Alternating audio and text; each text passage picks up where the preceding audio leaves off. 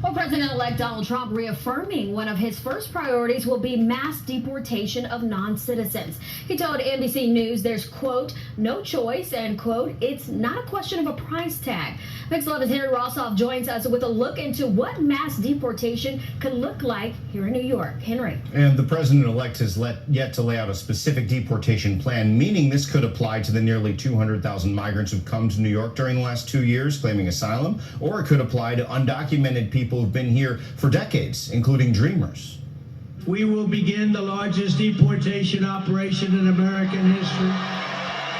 President-elect Donald Trump is doubling down on a key campaign pledge and promising cost is not an issue. But the American Immigration Council, a pro-immigrant advocacy group, says if Mr. Trump truly means to deport everyone, there are more than 13 million undocumented people in the United States. The council says deporting so many people would incur a one-time cost of $315 billion.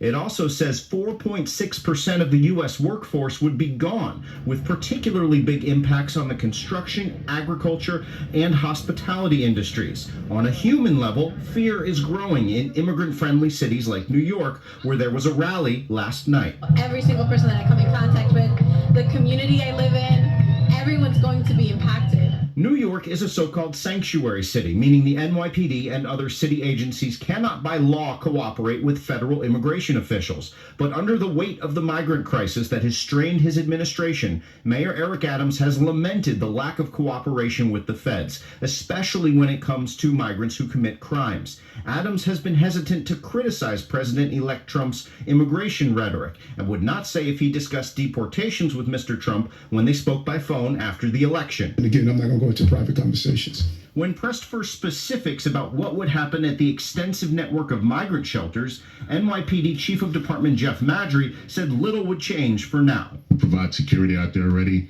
and we're going to stay in the same posture. And, you know, as things progress, I'm sure the mayor, under his leadership, he'll give us direction. I was actually at an event with President-elect Trump about a month before the election when he said local police would cooperate with mass deportation. Again, that's illegal across the tri-state. In all three states, New York, New Jersey, Connecticut, there's sanctuary status, meaning immigration detainers are not honored, Corey and Ernie. What's up out there, YouTube? This is James coming back at you with another informative video on the other side of midnight, headed into Monday morning. I hope you guys are doing well, whatever you're doing, sleeping or what have you. Well, looks like Trump is serious about this massive deportation thing that he's got going.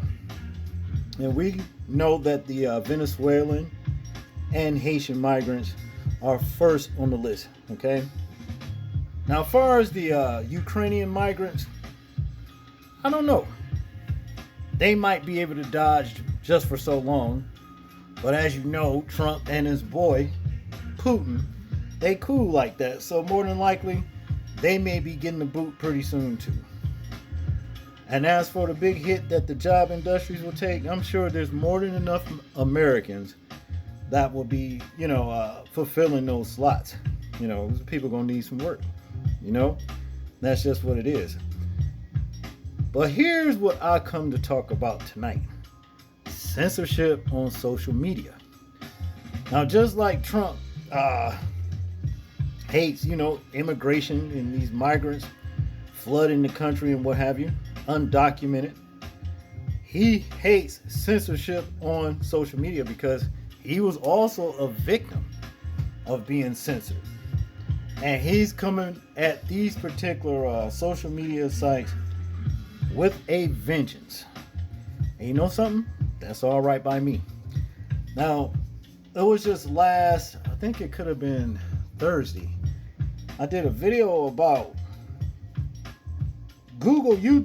just say Google, owing Russia, President Putin, whatever, 20 zillion. I mean, it was so many damn zeros behind that damn $20. Well, 20. It was so many damn zeros. I counted at least 33 zeros, I think. Could have been more. I got tired of counting. But anyway, looks like to me, there's a good chance that YouTube is going to be under new management because it says that, the more time that they put off from paying this fine that they owe Russia, for every 9 days or something like that, it doubles. Okay?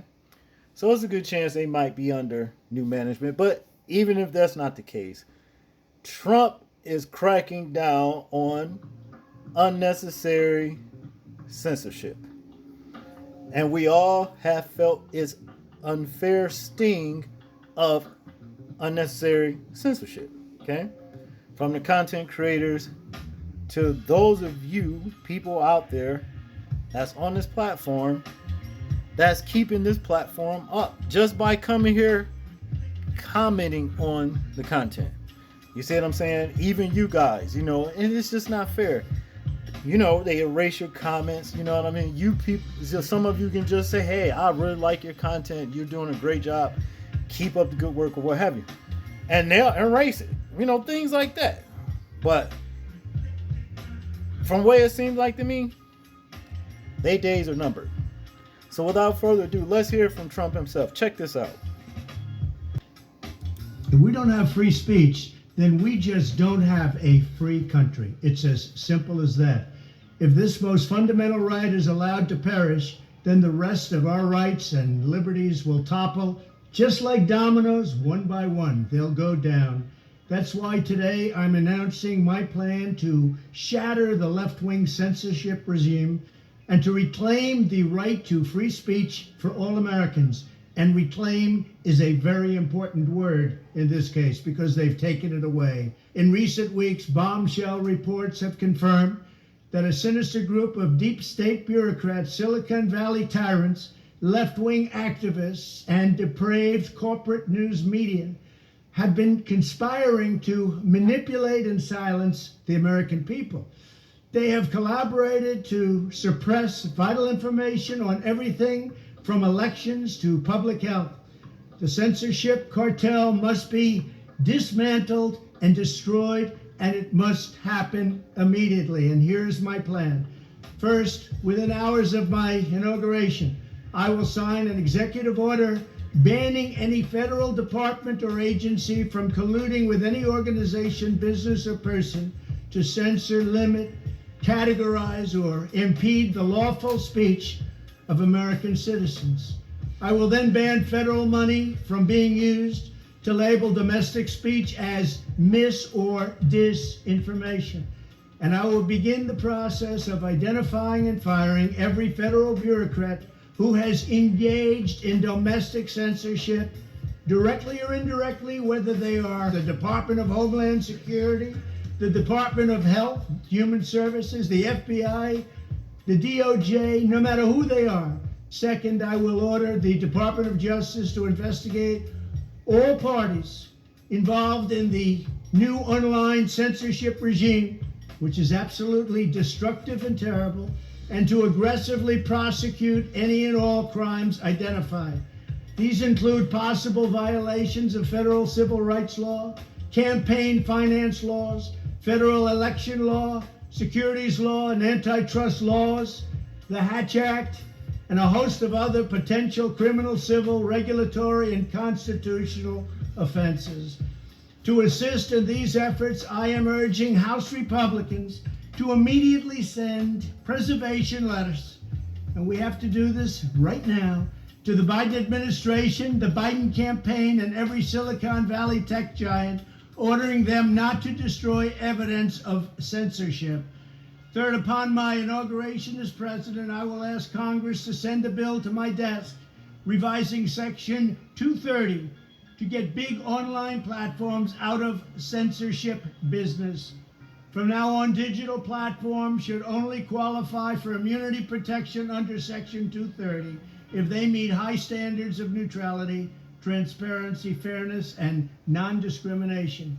We should require these platforms to increase their efforts to take down unlawful content such as child exploitation and promoting terrorism, while dramatically curtailing their power to arbitrarily restrict lawful speech. Fourth, we need to break up the entire toxic censorship industry that has arisen under the false guise of tackling so-called mis- and disinformation. The federal government should immediately stop funding all nonprofits and academic programs that support this authoritarian project.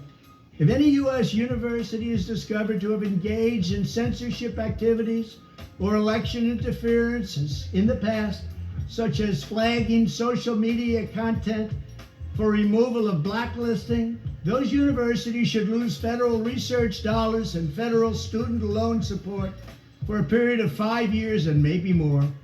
We should also enact new laws laying out clear criminal penalties for federal bureaucrats who partner with private entities to do an end run around the Constitution and deprive Americans of their First, Fourth, and Fifth Amendment rights. In other words, deprive them of their vote. And once you lose those elections, and once you lose your borders like we have, you no longer have a country. Furthermore, to confront the problems of major platforms being infiltrated by legions of former deep staters and intelligence officials, there should be a 7-year cooling off period before any employee of the FBI, CIA, NSA, DNI, DHS, or DOD is allowed to take a job at a company possessing vast quantities of U.S. user data. Fifth, the time has finally come for Congress to pass a digital Bill of Rights. This should include a right to digital due process. In other words, government officials should need a court order to take down online content, not send information requests such as the FBI was sending to Twitter.